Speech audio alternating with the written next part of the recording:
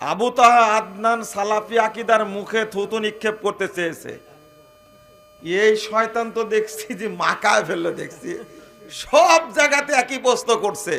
আপনারা ওকে ধরে নিয়ে আসি ওর মুখে পেশাব করে দেন। এই এই বদমাশ আহলে হাদিসদের মধ্যে ঢুকে ব্যবসা করে খাচ্ছে, আর টাকার চুক্তি ছাড়া ওয়াজ করেন, আর বলে যে কাগজের টাকা চলবে না। বুঝছেন? এ হলো এক মুনাফেক। এ যদি কোনো আহলে হাদিস সমাজে যায় বক্তব্য দিতে, ওকে ধুলাই করে ছেড়ে দিবেন আর দাওয়াত দিবেন। দাওয়াত দেওয়া জায়েজ, আমি বলবো, কিন্তু ওর মুখে মুততে হবে। কিন্তু ও আহলে হাদিস উলামায়ে কেরামকে গালি দিয়েছে। সৌদি আরবের বড় বড় আলেম যারা, যাদের উপর শরীয়ত নির্ভর করে, তাদেরকে গালি দিছে। একে ধুলাই না করা পর্যন্ত সোজা হবে না। আমার স্পষ্ট ঘোষণা, তরুণ ভাইরা শোনো, যেখানে পাবে ওকে জুতা মারবে মুখের উপরে, ওকে পেশাব করে দেবে মুখের উপরে।